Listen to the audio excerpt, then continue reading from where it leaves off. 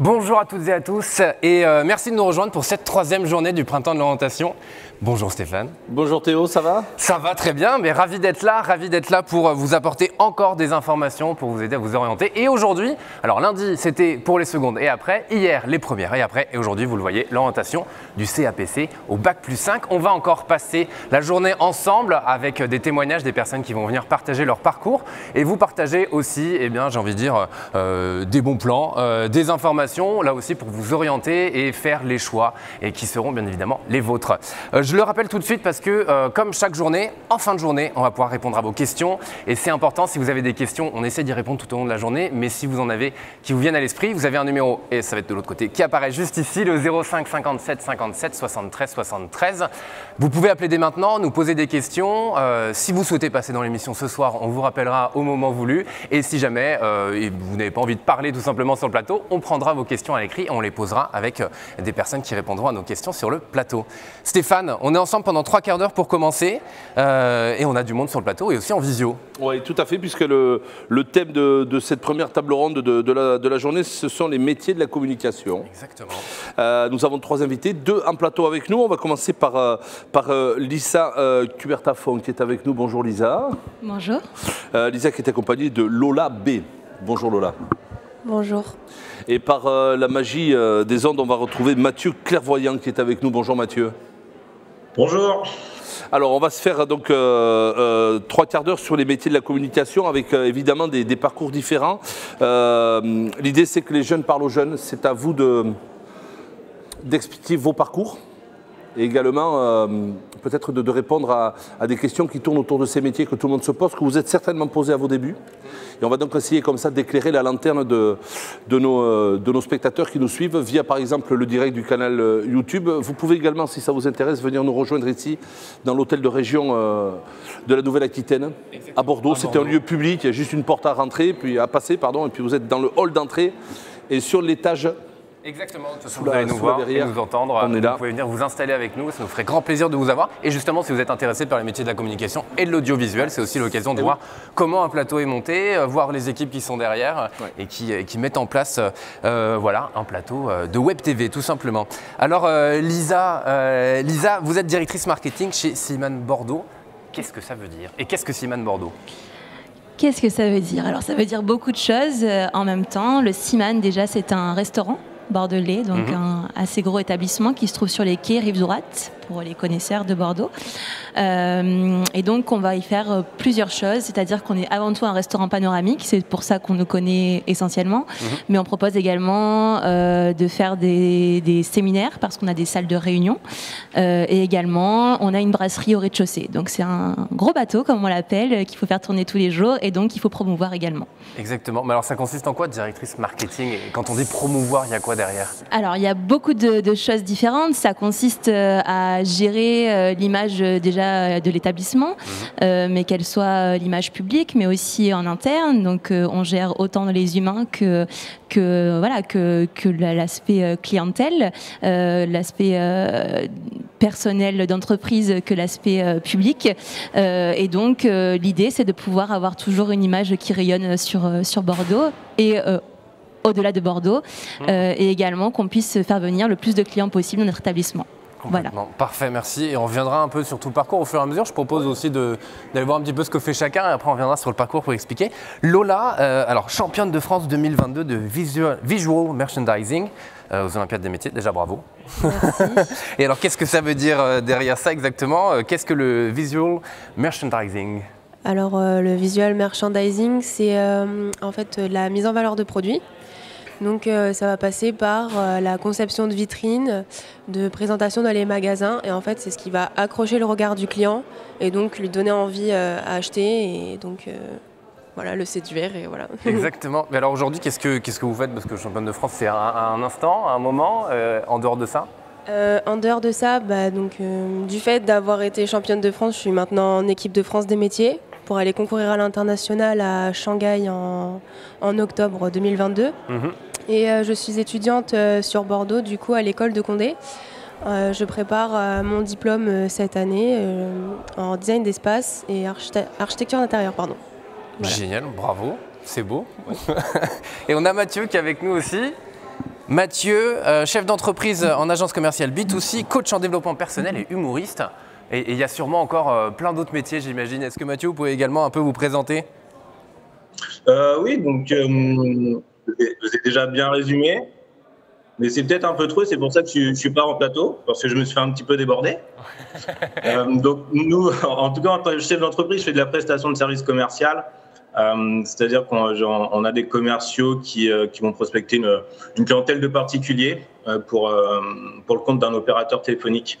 Donc nous, on a des forces de vente qu'on va mettre à disposition de nos clients pour pouvoir leur apporter plus de marché. Après, le coaching en développement personnel, c'est quelque chose que j'ai fait avant, sur lequel j'ai été certifié, qui va permettre justement aujourd'hui de manager des gens, de les former en essayant à chaque fois de respecter qui ils sont, et c'est important pour nous.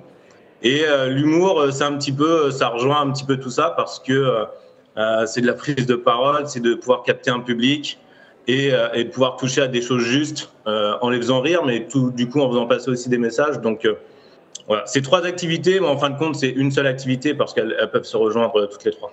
Complètement. Et alors, je me pose la question, Mathieu, quel est le parcours? Comment on fait? Parce que parfois, il y a souvent des jeunes qui se posent les questions, et des moins jeunes aussi. Ils ont envie de faire plein de métiers différents. Et parfois, on leur dit que c'est possible, parfois que c'est pas possible. Là, la preuve est que ça l'est. Comment on arrive à tout ça? J'imagine qu'il y a un premier métier, puis on a un autre qui arrive. C'est des opportunités. Voilà. Est-ce que vous pouvez nous dire un petit peu comment ça s'est passé pour vous?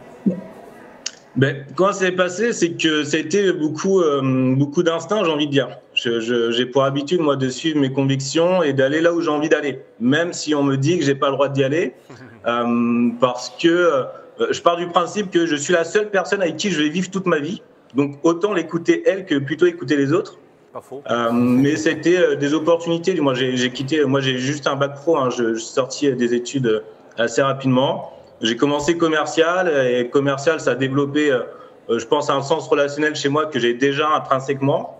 Ce qui fait qu'après, ça m'a tourné vers le coaching parce que je me suis rendu compte que j'ai voulu rapidement manager et que mon discours passait bien. Et je me suis dit, du coup, peut-être ce que j'avais intrinsèquement dans l'humain, j'ai peut-être quelque chose. Donc, je suis allé l'explorer dans le coaching.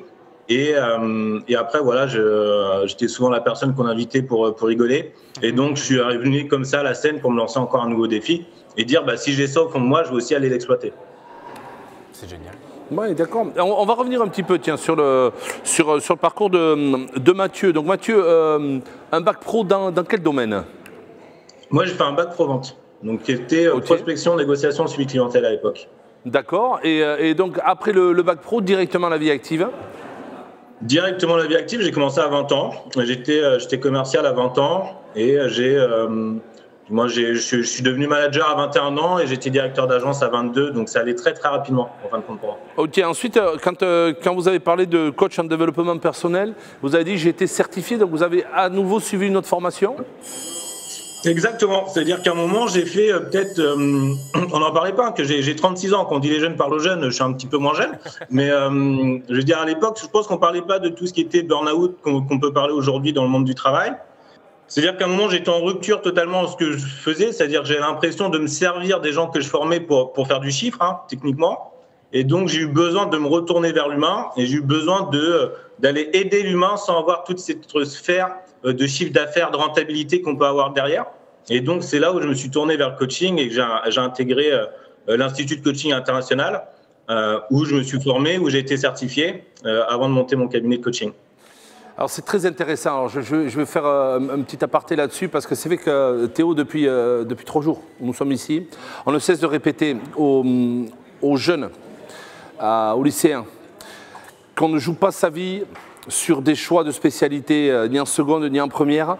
On ne joue toujours pas sa vie quand on fait Parcoursup pour choisir une filière, que ce soit un baccalauréat, que ce soit des études supérieures, que ce soit des études supérieures dans le technique ou dans le domaine agricole.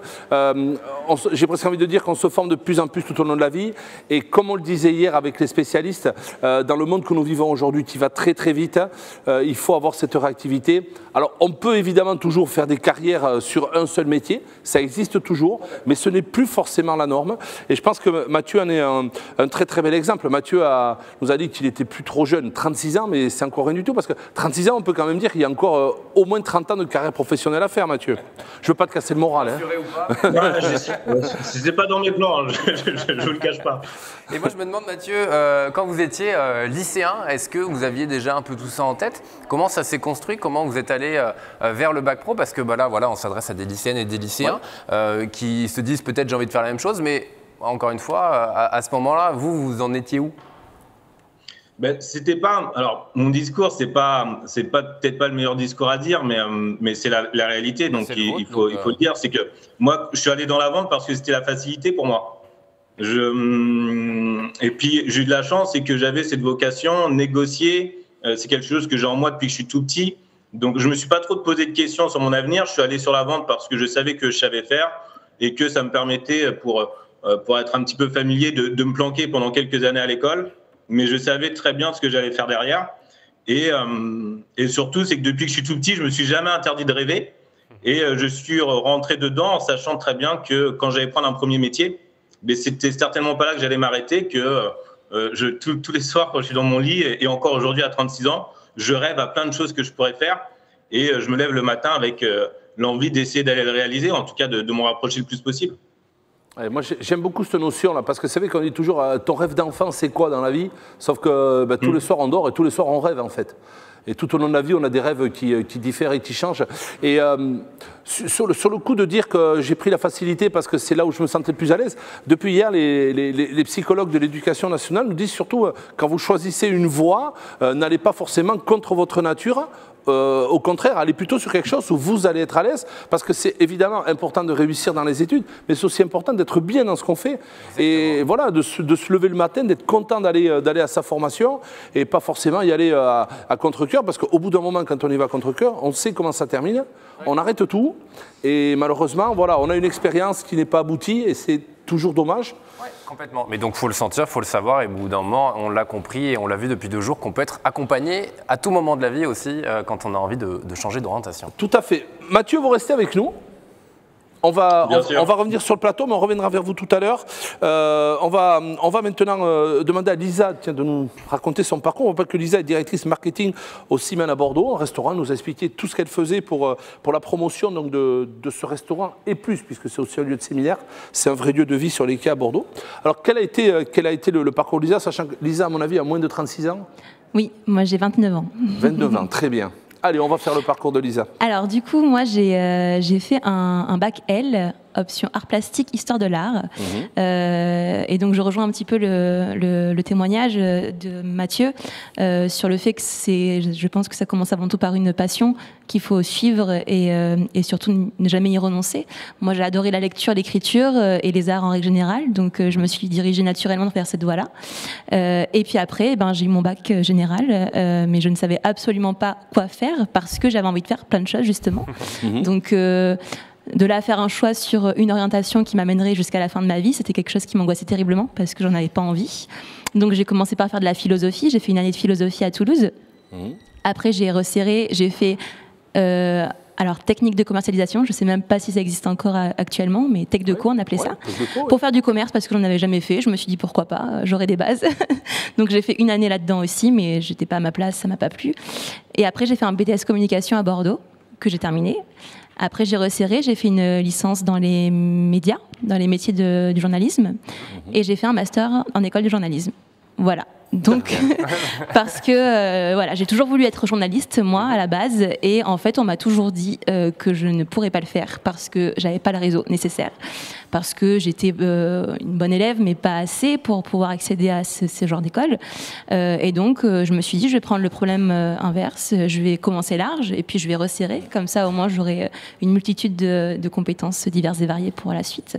Et au final, encore une fois, ça prouve qu'il n'y a aucune impossibilité dans la vie. Si on est passionné, qu'on a avant tout envie, rien n'est impossible. Ouais, ça m'amuse beaucoup d'entendre ça. T'as pas le réseau comme ça. C'est vrai qu'il n'y a pas que des pères et des fils d'eux et des cousins et des cousines dans les médias. Surtout que maintenant, le monde, on va dire, journalistique explose complètement. Avant, on faisait presse écrite, presse parlée ou presse télévisée.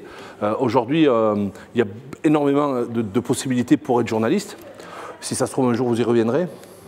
Possiblement, je sais pas. Non, mais c'est tout à fait ça. Puis ça peut être aussi, alors, on dit toujours, ouais, pour en faire un métier, mais on peut aussi avoir une passion que l'on fait en amateur. Je vais prendre un exemple tout bête. Quelqu'un qui adore chanter, on ne va pas lui demander de faire le nouveau Johnny Hallyday.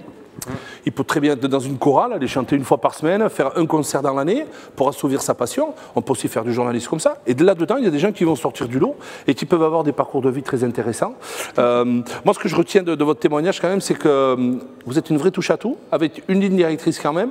Mais vous avez pas mal bifurqué. Oui. Des fois qu'une seule année pour vous rendre compte que c'était pas ça. Donc ça c'est bien parce qu'au moins ça permet de choisir, ça permet de se recentrer. J'ai beaucoup aimé le terme que vous employez là, de vouloir recentrer. Oui. Et ça c'est assez intéressant parce que c'est pareil. L'orientation c'est pas quelque chose. On le dit depuis. Je vais dire ça toute la journée, mais ça fait le 3e jour où on explique, on essaie de déstresser. Tout à fait. De désangoisser les étudiants et leurs parents également parce qu'hier soir on a eu un témoignage dans le téléphone sonne. C'était assez prenant. On a vu une maman qui était perdue pour ses enfants. Je ne sais pas si les enfants étaient autant perdus qu'elle, mais c'est vraiment les familles qui souffrent également de ça, alors que rien ne se joue. Non.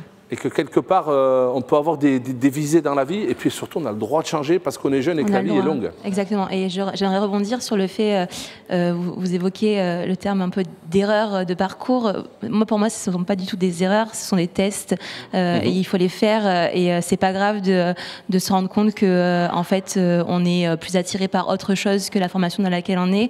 Et il faut vraiment dédramatiser cette chose-là. On se trompe jamais dans la vie. Toutes les expériences sont bonnes à prendre. L'expérience, c'est pas seulement l'enseignement qu'on va apprendre, mais c'est aussi les rencontres qu'on va pouvoir faire. Et il faut absolument déculpabiliser les jeunes par rapport à ça. Ça, j'en fais vraiment, c'est très important pour moi parce que moi, j'ai beaucoup, quand j'étais jeune, souffert de ça parce que j'ai senti une pression autour de moi, alors que j'ai eu la chance parce que mes parents m'ont jamais mis la pression vraiment à part entière sur moi pour que je réussisse. Mais en fait, on est tellement mis dans une coquille un peu comme ça, où on n'aurait pas le droit de se tromper, où il faut qu'on aille vite, il faut que tout... Alors que je pense que les buts sont ailleurs et il faut avant tout s'épanouir soi-même, trouver des vocations, des passions, et c'est comme ça qu'on peut en découler par la suite pour être toute sa vie épanouie, mais arrêter de formater les jeunes à ne pas, entre guillemets, avoir le droit de se tromper, parce que ça, c'est horrible et c'est des choses qui peuvent nous suivre toute notre vie. Exactement. Ce que je trouve intéressant, c'est quand même d'un bac L à directrice marketing, ça montre aussi que parfois, il y a des personnes qui se disent « Je fais un choix en seconde ou en première, est-ce que je peux changer ou pas ?» Et la réponse est complètement oui. Tout à fait, tout à fait.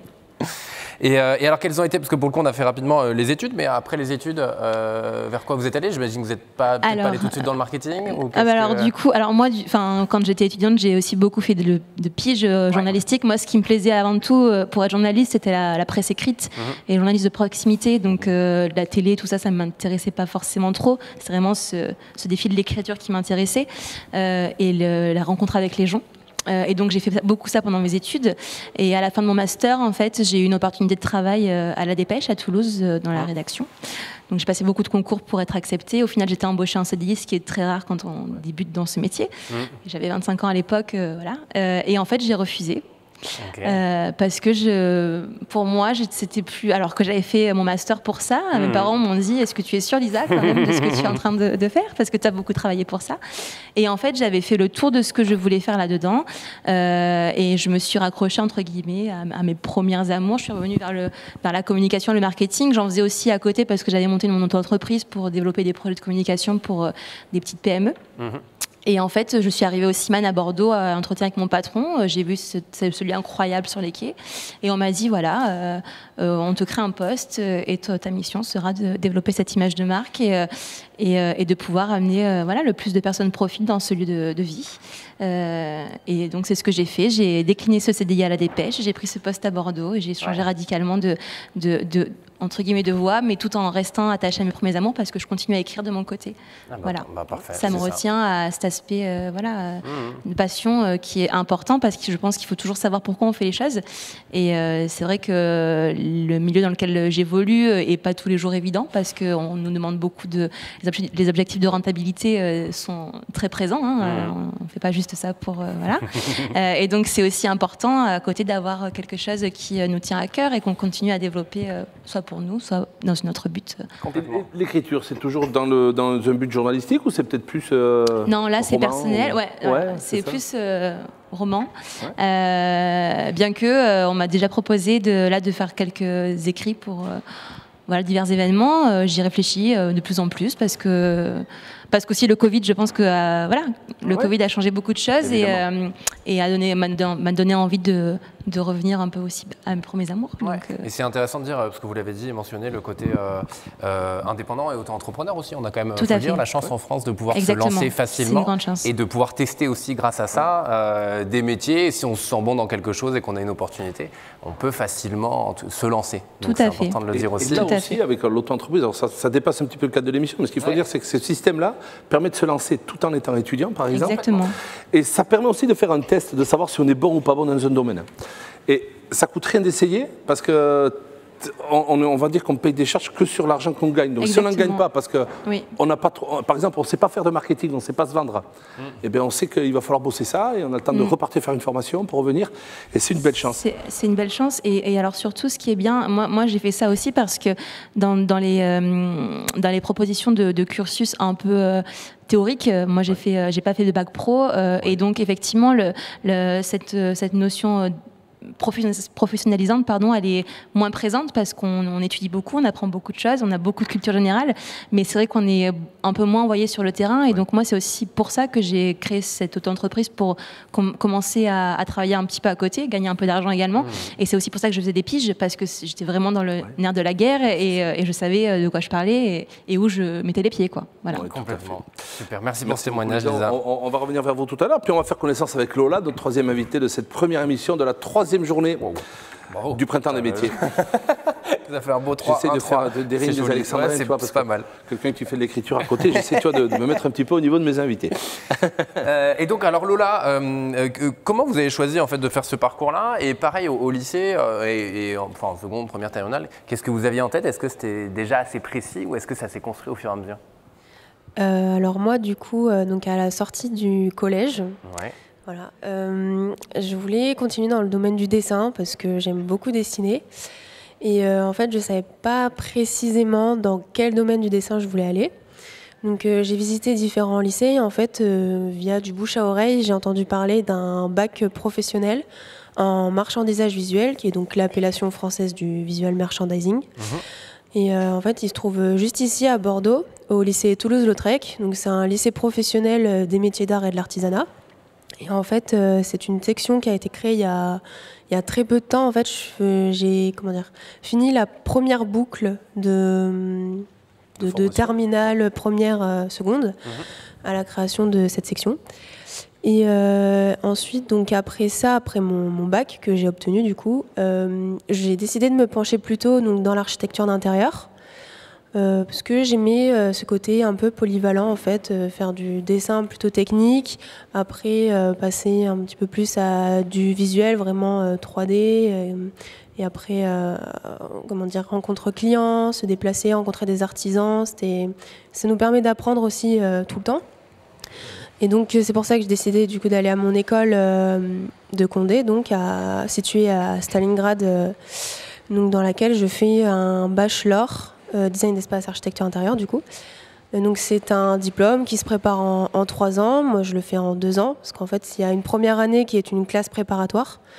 Et donc moi comme je venais déjà d'un bac professionnel où en fait on faisait déjà du dessin, tout ça, donc ça m'a permis du coup de passer cette classe préparatoire.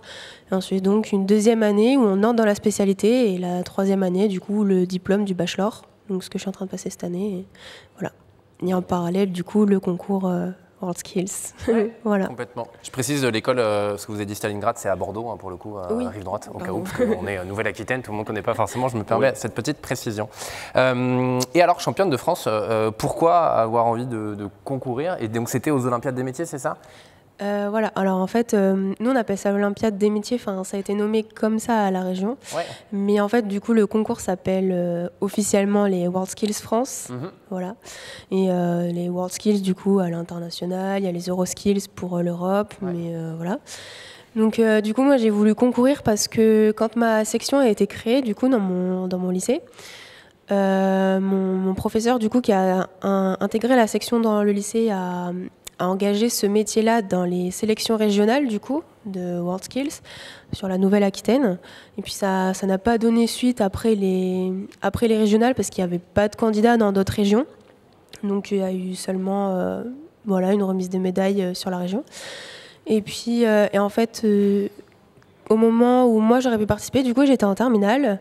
Et étant assez bonne élève, tout ça, mon professeur du coup m'a proposé d'y participer avec une autre personne de ma classe et des élèves qui étaient en première. Donc on a participé.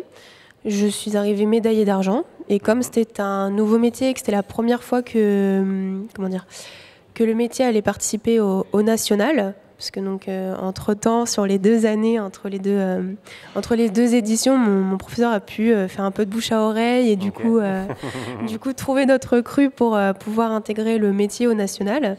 Et du coup, donc moi j'ai pu participer au national parce qu'il n'y avait pas énormément de candidats du coup. Ouais. Donc moi ils ont pris le médaille d'argent en plus du médaillé d'or exceptionnellement. J'ai eu un peu de chance, on en profite, chance, exactement. Et au final, du coup, les phases nationales se sont déroulées en 2 fois à cause de la crise sanitaire. Et puis, ça a débouché que je suis médaillée d'or. Voilà. Bravo. Et maintenant, c'est l'équipe de France des métiers, du coup. Donc, on a rejoint plein d'autres métiers. Ouais. Alors, tous les métiers qui étaient au national ne participent pas forcément à l'international. Il y en a certains qui sont à l'Euroskills ou d'autres qui s'arrêtent là. Et voilà, donc c'est une super belle expérience, une expérience humaine qui fait progresser très rapidement, mentalement, physiquement, qui fait rencontrer du monde. Même professionnellement parlant, c'est hyper fructueux. C'est hyper enrichissant là aussi. C'est hyper enrichissant, donc voilà. Okay, et donc là ensuite, champion de France, champion du monde Shanghai, c'est ça? Exactement. Pas Shanghai de Bordeaux, hein? Non, c'est Shanghai de Chine. Oui, voilà. Et c'est super. Alors on y va du 8 au 18 octobre, mais la compétition se fait alors, j'ai un trou de mémoire, mais à ce moment-là... Ça viendra au bon moment. Alors, Lola, moi j'aimerais revenir sur une notion parce qu'on a également développé depuis 2 jours qui me paraît assez importante. Le bac pro obtenu, ensuite c'est une entrée sur un bachelor, c'est ça? Alors c'est ça, parce qu'en fait, donc en sortant du bac, cette année-là, en fait, il y a une nouvelle réforme où tous les BTS d'art appliqué ont été transformés en fait en DNMAD. D'accord. Ça a une appellation, mais franchement, je pourrais pas vous la sortir. Diplôme on l'a eu hier. Diplôme national des arts, des métiers d'art et du design, quelque chose comme ça. On a tous les mots, peut-être pas dans le bon ordre, mais on a pas tous les mots. C'est ça. Et donc j'en ai demandé, mais en fait c'est très très compliqué d'y entrer parce que les sections ont un petit quota d'entrée en fait de 15 personnes et même avec un excellent dossier, voilà. Donc du coup l'école où je suis actuellement, l'école de Condé, est une école privée hors contrat. D'accord. Voilà. Mais bon, il y a quand même un entretien d'entrée. Mais moi, ce qui m'intéresse dans ton parcours, si tu veux, c'est que hier, on avait ces questions là, sur le téléphone sonne, dont on vous rappelle que vous pouvez dès maintenant appeler pour poser vos questions en fin de journée. On y répondra sur la dernière heure et demie, ce soir, entre 18h30 et 20h. Voilà, le numéro est ouvert, il est gratuit, vous l'avez juste dessous, là, 05 57 2 fois, 73 2 fois. Moi, ce que je trouve super intéressant, c'est que tu nous as expliqué que toi, tu es parti parce que tu avais déjà trouvé un petit peu le bout de la pelote de laine de ce qui te faisait plaisir, et en tirant le fil, tu as préféré choisir sur un bac pro. Et la stratégie, j'ai envie de dire, elle est bonne, parce qu'elle te permet d'économiser 1 an de préparation, alors que si tu étais parti sur une filière générale, tu aurais très bien pu arriver dans la même école, sauf que tu aurais fait 1 an de plus dans cette école, on est bien d'accord? Alors en fait, au collège, j'avais pareil, c'est pas pour me vanter ou quoi que ce soit, mais j'ai toujours bien travaillé en soi, pas eu de difficulté à l'école. Attention, on ne dit pas que bac pro, c'est réservé aux gens qui ne travaillent pas bien, voilà, évidemment. Justement dessus. Et en fait, au moment de faire les vœux après la fin du collège, en fait, mes professeurs, ils voulaient absolument que je me lance dans du général parce que j'étais une tête, quoi. Et moi, je leur ai dit, c'est pas ce que je veux faire. Moi, j'ai trouvé un bac qui me correspond. Et là, en fait, c'est juste me dévaloriser les personnes qui sont en bac pro. Et en fait, moi, j'accepte pas et j'ai fait ma tête de mule. J'y suis allée parce que c'est ce qui me plaisait. Et au final, voilà. Donc, c'est aussi un message que je veux faire passer pour les personnes. Ce qui te plaît à toi. Enfin, voilà, c'est ça en fait. C'est ce qu'on dit. C'est faire quelque chose qui nous plaît. C'est ce que disent les psychologues quand même de l'Éducation nationale, c'est quand même leur boulot. Donc, s'ils sont là, c'est pour ça, quoi. Et eux, ils disent, mais en premier, ce qui vous fait plaisir. Arrêtez de vous juger par rapport aux autres, par rapport aux profs, par rapport aux parents, par rapport aux... Alors, c'est pas facile quand on est ado. Mais la vérité, elle est là, de toute façon, là, on est d'accord. Et donc, le choix fort de dire, moi, ce sera une filière professionnelle parce que c'est ce que j'ai envie de faire, alors déjà, ça a été bien ciblé. Et puis surtout, c'est entre guillemets rentable, dans le sens où on économise un an après, un an qui aurait été, je ne vais pas dire perdu, mais il aurait fallu faire une prépa pour finalement arriver Le chemin aurait été plus long en passant par une filière générale. Donc le choix est vraiment très très bon. Ouais. Après, pour revenir encore sur la prépa, moi, je l'ai sauté parce qu'encore une fois, j'avais un bon dossier, mais certains peuvent sortir, par exemple, d'un bac professionnel comme moi, métier d'art, et puis devoir faire la prépa parce que, voilà, ça fait qu'ils n'ont pas... Peut-être il y a certaines choses à revoir, niveau technique de dessin, niveau technique numérique aussi, parce qu'on bosse un petit peu sur du numérique. Donc voilà, c'est pas non plus une insulte si on vous demande de faire la prépa, si on vous dit de faire un bac pro, faut s'écouter, quoi. Ouais, voilà. Exactement. Mathieu aussi, je reviens sur quelque chose qu'on n'a pas encore mentionné, parce qu'on vient de parler de l'Olympiade des métiers, mais vous êtes aussi ambassadeur métier. Je trouve ça intéressant, là aussi, de parler des ambassadeurs métiers pour les lycéennes et lycéens qui nous regardent. Est-ce que vous pouvez nous expliquer ce que c'est qu'être ambassadeur métier ? Alors, techniquement, j'ai plus de mission encore. Donc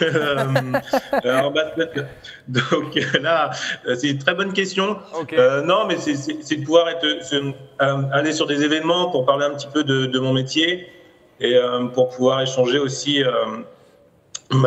notamment avec des collégiens, des lycéens, et faire un partage d'expérience. Donc voilà. Ouais, je vais rajouter, parce que pour le coup, on en a un petit peu parlé pendant 2 jours. Je vous pose la question, mais comme on a eu des personnes qui y ont participé, les personnes qui nous regardent et qui nous écoutent, vous pouvez aller sur le site internet ambassadeurmétier.fr et en fait demander tout simplement de rencontrer quelqu'un qui fait un métier qui vous intéresse. Et donc voilà, et après l'équipe d'ambassadeurs métier va se charger de trouver la bonne personne en tout cas pour répondre à vos questions et potentiellement vous orienter là aussi vers ce que vous pourriez faire. Mathieu, moi j'ai une petite question sur quelque chose. Alors on a parlé du chef d'entreprise d'agence commerciale, on a parlé du coach en développement, on va maintenant parler de humoriste. Ah, allons-y. Alors, faire des blagues. Alors non, alors déjà j'aimerais savoir, alors, humoriste c'est quoi? C'est du stand-up, c'est dans une troupe, quelle est cette forme d'humour? Parce qu'on a parlé de la scène quand même, vous avez parlé de la scène au début.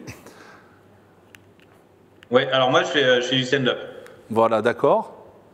Je fais du stand-up depuis 6 ans, parce que c'était je crois à 30 ans, on fait toujours un petit point. Donc c'était un nouveau défi. Mais après, moi c'est du stand-up depuis 6 ans, mais c'est un petit peu à l'image de, comme je disais tout à l'heure, mon début de carrière professionnelle, c'est que j'y suis allé une fois pour voir, parce que c'était un rêve d'enfant. Et que au bout d'une fois, forcément, c'est pas comme vous l'avez imaginé, parce que vous savez pas faire, tout simplement. Donc vous allez une 2e fois, une 3e fois. Et puis la 3e fois, ça se passe bien, donc on vous invite sur d'autres plateaux, donc vous allez jouer. Et puis après, on vous demande est-ce que tu as un spectacle? T'en as pas, donc t'en écris un. Et puis tu joues ton spectacle, et puis il y a du monde, et donc tu le rejoues une 2e fois, et après c'est parti. Hein. En fait, c'est lancé dans le grand bain, mais c'est ce qu'on disait hier aussi. À un moment donné, il y avait l'image de la falaise. Ouais. Et c'est ce que je dis souvent quand on est entrepreneur. Parfois, on saute de la falaise, on est dans le vide, on a peur, et en fait, on construit son avion, ses ailes pendant la chute. Là, c'est un peu l'idée, Mathieu, quand en fait, vous êtes mis dans le grand bain, ou une autre image au milieu de la piscine, on apprend à nager pour rejoindre le bord. Là, c'est un petit peu ça, quoi. Ça se construit au fur et à mesure. Oui, ça se construit. En fait, il faut... Et c'est toujours un petit peu, c'était Lola, je crois. Ce que j'ai bien aimé, c'est qu'elle arrive 2e en région. Donc techniquement, elle n'est pas censée aller aux Nations. Et quand elle va aux Nations, elle arrive 1re. Donc ce qui est quand même, ce qui veut dire qu'en fin de compte, on s'en fiche de savoir d'où on part. Le principal, c'est où on va arriver. Et souvent, on se concentre trop sur notre point de départ, alors qu'on devrait beaucoup plus se concentrer sur notre point d'arrivée en fin de compte. Et on peut commencer 2e. Et le temps que, c'est comme au poker, que le temps qu'il vous reste des jetons, la partie n'est pas terminée. Donc une fois qu'il y a encore de la compétition, qu'il nous reste un souffle à vivre, en fin de compte, on n'est pas arrivé au bout, il y aura toujours quelque chose à faire. Donc il faut juste y aller, se faire confiance et accepter de se faire du mal aussi, parce que c'est important. Et la scène, mais comme chef d'entreprise, mais comme beaucoup de postes aujourd'hui, il faut avoir une résistance à l'échec.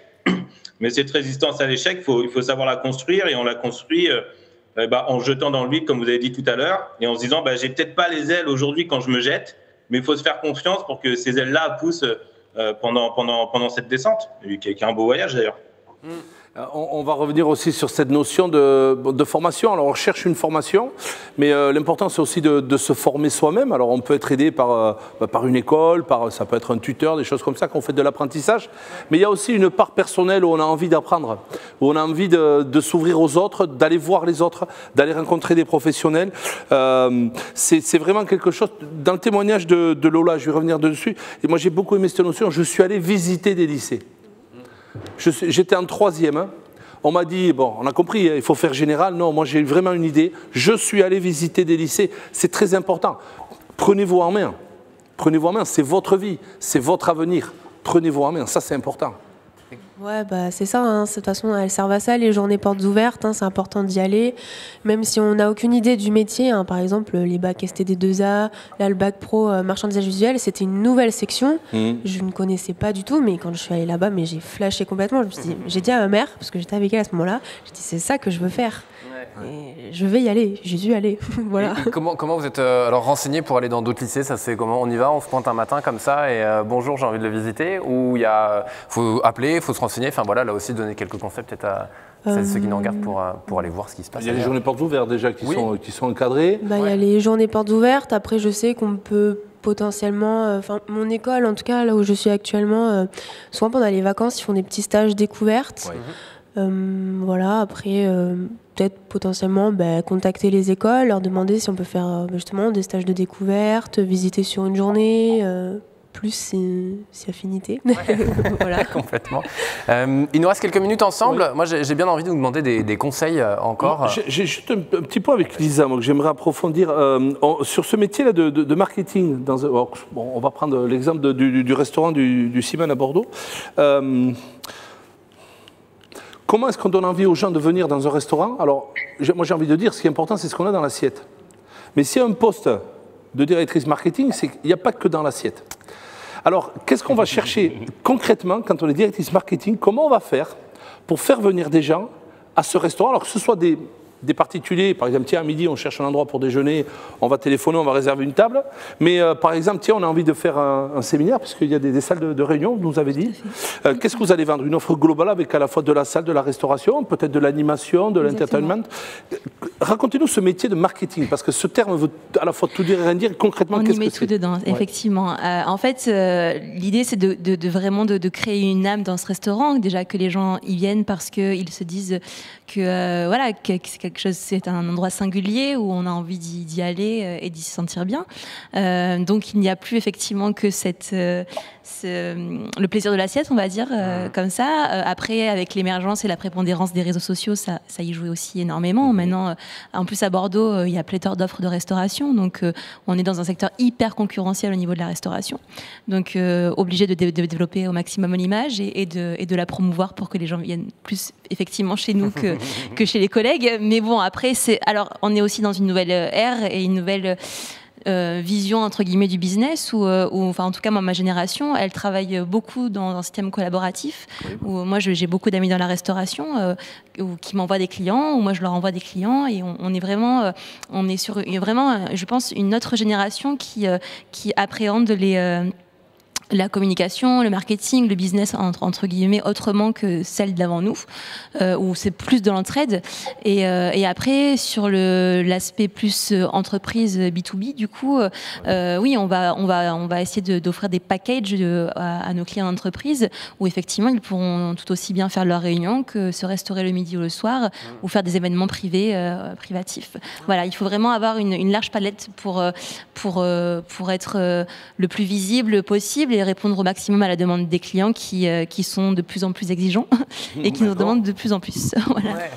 On va faire notre traditionnel tour de table de fin de séquence où en une phrase ou deux, on va vous demander à nos trois intervenants du jour, Mathieu, Lola et Lisa, de bien vouloir conclure sur un message donc destiné dans le thème de la journée qui est affiché derrière nous, qui n'y est plus, de CAP Bac plus 5. Et preuve qu'on peut s'arrêter à Bac et puis avoir une vie professionnelle dense. Voilà, chacun vous nous donnez votre conclusion et vous donnez à ceux qui nous écoutent, aux lycéens, mais également aux parents, cette fameuse lumière là, pour que leur chemin, le long chemin professionnel soit éclairé. Lola, on vous laisse commencer. Moi, ce que je conseillerais, c'est de s'écouter, écouter ce qu'on aime et toujours garder ses objectifs en tête parce que c'est super important et on peut s'écouter que nous-mêmes de toute façon, donc voilà. Le message est passé, Lisa. Moi, je rejoins tout à fait Lola. C'est vraiment de s'écouter, de déculpabiliser, d'être toujours curieux. L'aventure professionnelle, c'est vraiment une aventure humaine qui est très enrichissante. Elle ne doit pas être un fléau. Donc, et ne pas hésiter à être singulier, à accepter, à assumer ça et ne pas toujours se conformer à ce qu'on nous dit. Voilà. Et ne pas avoir peur de l'échec, effectivement, savoir rebondir. C'est très important. Merci. Et Mathieu, pour terminer. J'ai pas mieux, hein. Je veux dire, écoutez votre cœur, faites-vous confiance et à un moment, je crois aussi, il faut arrêter de réfléchir. Ouais. C'est important. On est bien d'accord. Merci beaucoup, merci à tous les trois. Merci Lisa, Lola, merci Mathieu. Nous, on se retrouve dans un quart d'heure à 10h30. On va faire une table ronde associative. Et j'ai envie de vous dire à tout à l'heure, dans un quart d'heure. Allez, un petit café, puis on revient. À tout de suite.